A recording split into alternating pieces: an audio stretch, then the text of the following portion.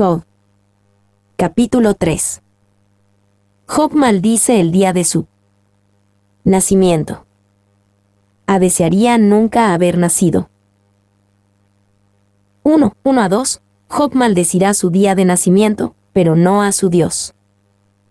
Después de esto abrió Job su boca, y maldijo su día. Y exclamó Job, y dijo: después de esto fue después de toda la catástrofe, toda la aflicción personal, y toda la demostración de compasión por parte de los amigos de Job. Ahora, Job comenzará a hablar sobre su situación. Maldijo su día. Satanás confiaba en que podría empujar a Job a maldecir a Dios. Job 1:11 y 2:5. Mientras Job hablaba en su profunda angustia, maldijo su día, pero no estuvo siquiera cerca de maldecir a Dios. Y el pensamiento de Job era algo común entre los antiguos. El historiador Heródoto describió a un pueblo antiguo que lamentaba los nuevos nacimientos, por el sufrimiento que soportaría la nueva vida, y se regocijaba en las muertes, como una liberación final del sufrimiento de la vida. 2. Este capítulo comienza la batalla en la mente y el alma de Job. No perderá más ni sufrirá más de lo que ya tiene, aunque su dolor físico continuará. Sin embargo, ahora podemos decir que la batalla entra en una arena completamente diferente, la arena de la mente y el alma de Job. ¿Cómo elegirá pensar en su sufrimiento? ¿Cómo elegirá pensar acerca de lo que otros piensan acerca de su sufrimiento? ¿Cómo elegirá pensar sobre Dios en todo esto? Estas son las preguntas que ocupan el resto del libro, y pronto llegan a cualquier sufriente. La pérdida catastrófica en sí misma es solo un punto de entrada a la agonizante batalla en la mente y el alma. 3. Uno de los aspectos más sombríos de esta historia es que Job nunca se tambalea al borde de la locura, sino que enfrenta toda su prueba con los ojos bien abiertos. Mason. 2:3-10. Job maldice el día de su nacimiento. Perezca el día en que yo nací, y la noche en que se dijo, varón es concebido. Sea aquel día sombrío, y no cuide de él Dios desde arriba, ni claridad sobre él resplandezca. Afé en lo tinieblas y sombra de muerte, repose sobre el nublado que lo haga horrible como día caliginoso. Ocupe aquella noche la oscuridad, no sea contada entre los días del año, ni venga en el número de los meses. Oh, que fuera aquella noche solitaria, que no viniera canción alguna en ella. Maldíganla los que maldicen el día, los que se aprestan para despertar a Leviatán. Oscurezcanse las estrellas de su alba, espere la luz, y no venga, ni vea los párpados de la mañana, por cuanto no cerró las puertas del vientre donde yo estaba, ni escondió de mis ojos la miseria. Perezca el día en que yo nací. Aquí, en un fino estilo poético hebreo, Job maldijo el día de su nacimiento. Sin embargo, por si fuera poco, va aún más atrás y maldice la noche de su concepción. La queja de Job es que sería mejor nunca haber nacido que soportar su presente catástrofe de aflicción. Y esto comienza una sección que es algo así como un diálogo entre Job y sus amigos. A veces, un hablante en este diálogo responde lo que dijo el hablante anterior, a veces no lo hacen. A veces los discursos son mucho más emotivos que lógicos. Cuando Job habla, a menudo le habla a Dios. Sus amigos hablan mucho de Dios pero nunca a él. 2. A partir de Job 3:3, el estilo de hablar y escribir es poético. Esto significa que debemos permitir figuras retóricas y exageración de sentimientos en quienes hablan. Entonces, cuando Job llama a Dios su enemigo, el lector debe recordar que estas son palabras de pasión poética usadas analógicamente como lo demuestra el contexto total. Sneak. Sea aquel día sombrío. Aquí Job desprecia el día de su nacimiento y desea que este día sea borrado del calendario de la historia. Job no maldice a Dios aquí ni en ningún otro lugar del libro de Job, pero aquí hace sus declaraciones más fuertes contra Dios y especialmente contra la sabiduría y el plan de Dios. Y, así como Dios había dicho en Génesis 1:3, sea la luz, Job, usando la misma terminología en Job 3:4, dijo, en cuanto a ese día, que haya tinieblas. Traducción literal.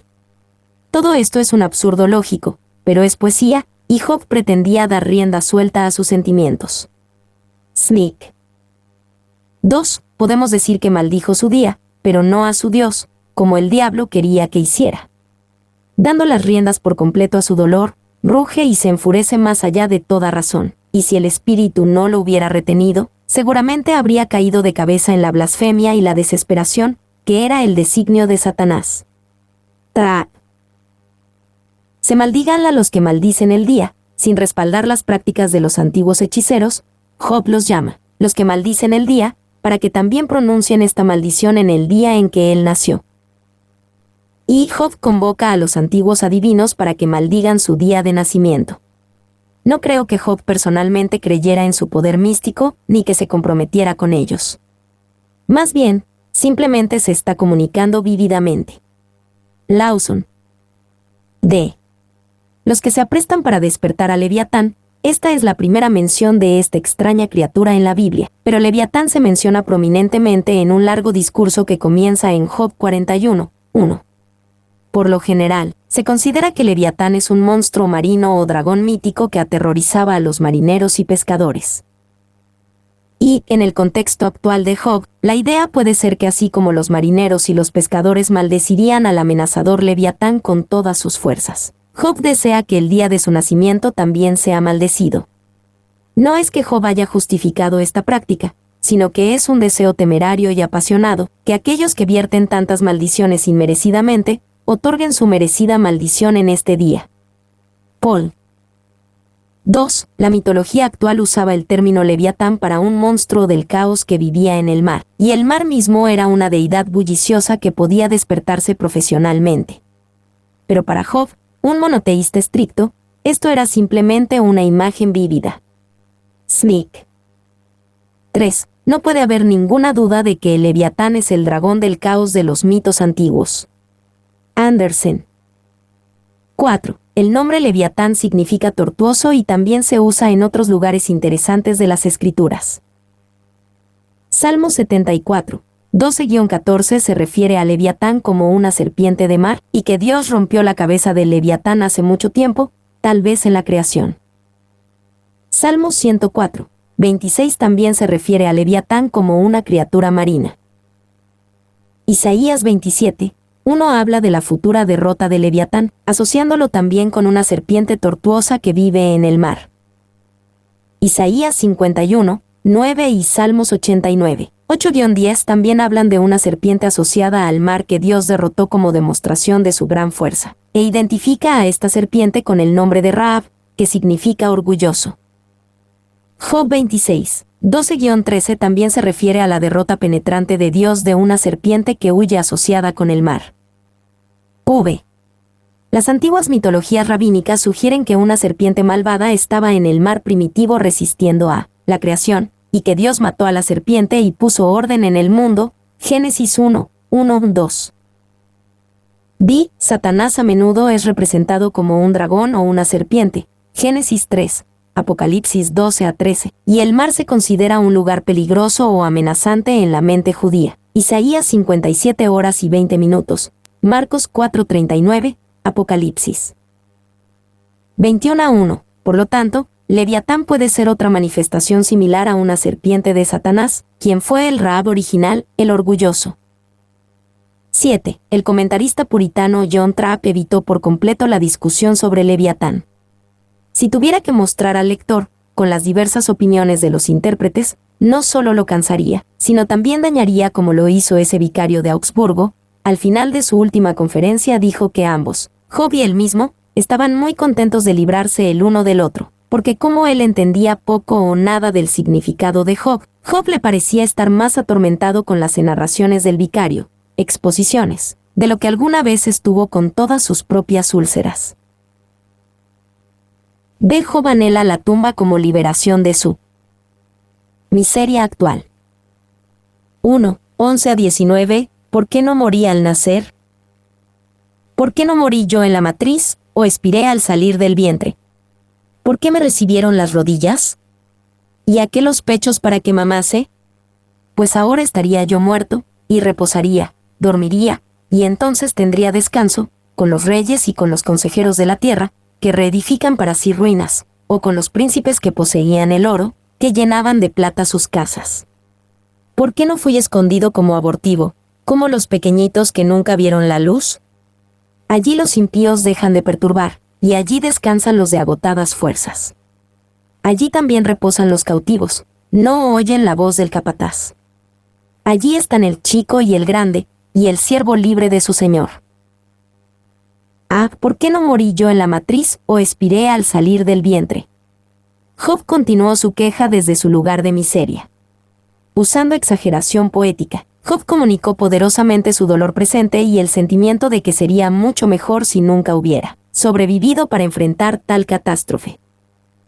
Y es como si Job dijera en este punto: he pedido que se borre el día de mi nacimiento, y eso no ha sucedido ni puede suceder. Entonces, ¿por qué no pude haber sido un mortinato? 2. Es fácil pero muy erróneo pensar que Job era un pecador porque era muy emocional. Pero la Biblia no nos presenta un enfoque estoico, insensible ni de flema para los problemas de la vida. No se puede enfatizar demasiado que los sorprendentes sentimientos expresados en este discurso no significan que Job se haya resquebrajado bajo la tensión. No hay indicios de que Satanás finalmente haya dejado claro su punto. La prueba del Señor no es para averiguar si Job puede permanecer inmóvil como un trozo de madera. Andersen. Ve, pues ahora estaría yo muerto, y reposaría, dormiría. Job estaba equivocado en su comprensión de la otra vida, tal vez creyendo en algo similar a la doctrina moderna del sueño del alma, que dice que los muertos yacen en la tumba en algún tipo de estado suspendido hasta que sean resucitados en el último día. Y la idea del sueño del alma es incorrecta debido a lo que Pablo claramente escribió en 2 Corintios 5, 6-8, que estar ausente del cuerpo es estar presente con el Señor. Pablo entendió que si no estaba vivo en esta tierra, estaría en la presencia de Dios y no en un estado suspendido acostado en una tumba. Pablo también entendió que si moría, sería una ganancia inmediata, Filipenses 1:21, lo que también va en contra de la idea del sueño del alma. 2. Podemos explicar la falta de conocimiento de Job sobre la otra vida al comprender el principio de 2 Timoteo 2:10, que Jesucristo quitó la muerte y sacó a luz la vida y la inmortalidad por el Evangelio. El entendimiento de la inmortalidad era, en el mejor de los casos, borroso en el Antiguo Testamento, pero es mucho más claro en el Nuevo Testamento. Por ejemplo, podemos decir que Jesús sabía completamente de qué estaba hablando cuando describió el infierno y el juicio, como en Mateo 25, 41-46. Por lo tanto, confiamos en el Nuevo Testamento para nuestra comprensión de la otra vida, mucho más que en el Antiguo. 3. También entendemos que esto no quita de ninguna manera la verdad de la Biblia y el libro de Job. Lo que es cierto es que Job realmente dijo esto y realmente lo creía. La verdad de la declaración misma debe evaluarse de acuerdo con el resto de la Biblia. 4. Más adelante, Dios desafió y corrigió las afirmaciones presuntuosas de Job con respecto a la otra vida, recordándole a Job que, de hecho, no sabía cómo era la vida después de la muerte. Job 38. 2:38 y 17 minutos.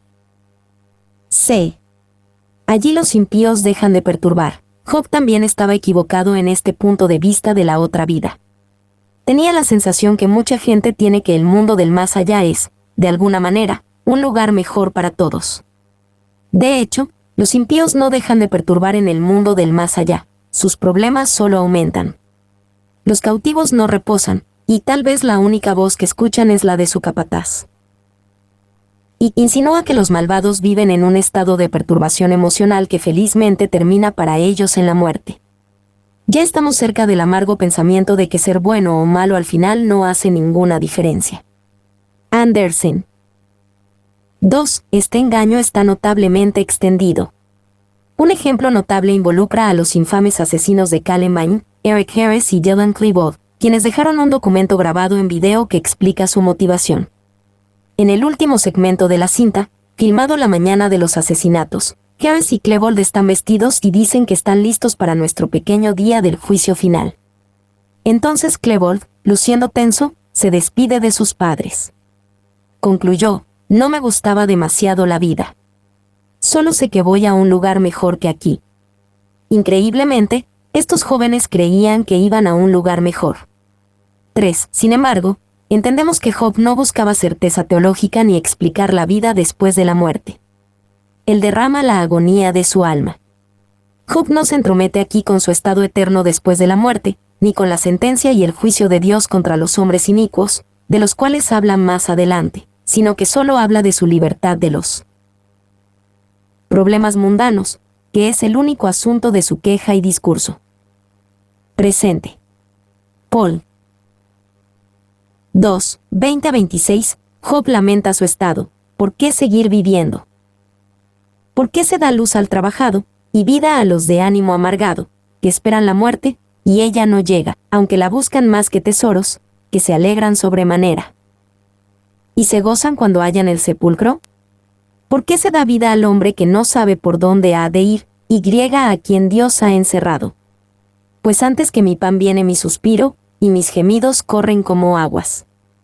Porque el temor que me espantaba me ha venido, y me ha acontecido lo que yo temía. No he tenido paz, no me aseguré, ni estuve reposado. No obstante, me vino turbación. Ah, ¿por qué se da luz al trabajado? Job se preguntaba por qué Dios permitía que aquellos en la miseria como él siguieran viviendo, y por qué se le daba vida a los de ánimo amargado. Es una conmovedora y poética expansión de la idea expresada en el pasaje anterior, especulando que la muerte era mejor que su presente miseria. Y Job estaba entre los que esperan la muerte, y ella no llega. Sin embargo, no cometió ni pareció considerar seriamente el suicidio. Una vez más, esta era la efusión de un alma honesta y agonizante. 2. Pero es observable que Job no se atrevió a imponerse violentamente, ni a hacer nada para acelerar o procurar su muerte. A pesar de todas sus miserias y quejas, se contentó con esperar los días de su edad, hasta que venga su liberación. Job 14:14. Paul. B. ¿Por qué se da vida al hombre que no sabe por dónde ha de ir, y a quien Dios ha encerrado? El problema de Job no vino porque había perdido la fe en Dios. Sentía y temía que Dios había perdido la fe en él. Él pregunta, ¿por qué continuar viviendo? ¿Por qué se da vida, si no puedo ver el camino y Dios me tiene atrapado en este lugar? Y su preocupación de principio a fin es Dios, no su riqueza o su salud, sino su vida con Dios. Es porque parece haber perdido a Dios que está en tal tormento. Andersen. 2. Nunca gime ni se lamenta de que el Señor le haya quitado a sus hijos, a sus siervos, a sus camellos y a su construcción. Sin embargo, lo que Job lamenta es que siente que está perdiendo su estado espiritual. Lo que realmente lamenta es la pérdida de su paz con Dios, la pérdida de la comunión inquebrantable con su Creador, la pérdida de cualquier sentimiento de amistad y aprobación del Señor. Mason. 3. Mientras Satanás invadía la vida de Job y causaba un gran daño, Dios había construido otro cerco alrededor de la vida de Job. Pero este cerco es para evitar que Job escape de sus pruebas. Ahora está encerrado. En lugar de un muro de protección para mantener fuera a Satanás, ahora hay un muro de aflicción que mantiene a Job adentro. Lawson. 4. Las palabras son aún más amargas, porque hay un eco irónico de lo que Satanás había dicho en el 1:10. Satanás veía el cerco de Dios como una protección, Job lo encuentra como una restricción. Se siente atrapado. Andersen. V. El hombre aquí descrito no puede ver la razón del problema en el que se encuentra, no sabe por dónde ha de ir. Sin embargo, en realidad había una respuesta maravillosa a la pregunta de Job, si tan solo pudiera verla con el ojo de la fe. Dios permitía que Job continuara en la vida para enseñar una lección a los seres angelicales. Dios permitía que Job continuara en la vida para enseñarle una confianza especial en Dios. Dios permitía que Job continuara en la vida para enseñarle a no considerar tanto la sabiduría del hombre. Dios permitía que Job continuara en la vida para vindicarlo ante los demás hombres. Dios permitía que Job continuara en la vida para hacer de él una lección y un ejemplo para todas las edades. Dios permitía que Job continuara en la vida para darle más de lo que nunca antes había tenido. C. Pues antes que mi pan viene mi suspiro, y mis gemidos corren como aguas. Sentimos la gran emoción en el discurso de Job. No era un estoico ni se preocupaba por mantener lo que se conoce como flema en medio de toda su calamidad. Una vida cristiana sin emociones nunca se nos presenta como un ideal bíblico. D. Porque el temor que me espantaba me ha venido, Job nos recuerda que antes de que este desastre viniera a su vida, él no vivía una vida despreocupada. Le preocupaba que le sobrevinieran problemas a él o a su familia, por lo que tomaba precauciones ante Dios para evitarlo. Job 1:5. Y, puesto que se le podría decir, ¿te parece bien a ti, que hasta ahora has sido tan dichoso, ahora cargar con tanta carga, por estar así y así afligido? En verdad, dice él, nunca fui tan feliz como tú me considerabas. Porque, considerando lo movible e inmutable que son todas las cosas externas, siempre temí vivir más allá de mi prosperidad, lo que ahora también me ha acontecido infelizmente. 2. Mientras estaba en la prosperidad, pensé que podría llegar la adversidad y le tenía pavor. Temía la pérdida de mi familia y mis bienes, y ambos han ocurrido. No fui altivo, sabía que lo que poseía lo tenía de la divina providencia, y que el que daba podía quitarlo. No soy despojado de mi todo como castigo por mi confianza en mí mismo. Clarke. No he tenido paz, no me aseguré, ni estuve reposado. No obstante, me vino turbación. Con estos últimos 4 golpes del martillo, Job termina su primer discurso. A través de todo, nos muestra que incluso un gran hombre de fe puede caer en una gran depresión y desesperación. Y, el gran predicador de la Inglaterra victoriana, Charles Spurgeon, describe una de esas épocas de su propia vida. Había estado acostado en mi sofá durante la última semana, y mi ánimo estaba tan hundido que podía llorar por horas como un niño. Y, sin embargo, no sabía por qué lloraba, pero una cosa muy pequeña me conmovería hasta las lágrimas en este momento, y un amigo amable me estaba hablando de una pobre anciana que vivía cerca, que sufría un dolor muy grande, y sin embargo estaba llena de alegría y regocijo. Me sentí tan angustiado al escuchar esa historia, y me sentí tan avergonzado de mí mismo, que no supe qué hacer, preguntándome por qué debería estar en tal estado como este, mientras que esta pobre mujer, que tenía un cáncer terrible y estaba en la agonía más espantosa, no obstante podía gozarse con gozo inefable y lleno de gloria. Charles Spurgeon, La tristeza y el regocijo del cristiano. 2. Donde en el mundo encontrarás una tensión más triste de lamentación y duelo más desesperanzado, incontrolado e ininterrumpido. Bradley. Sin embargo, tal efusión es algo mucho más saludable para el alma que la meditación oscura y silenciosa. Morgan. Mi nombre es Demim. Soy tu asistente personal. Mi sitio en internet es demim.es.tl.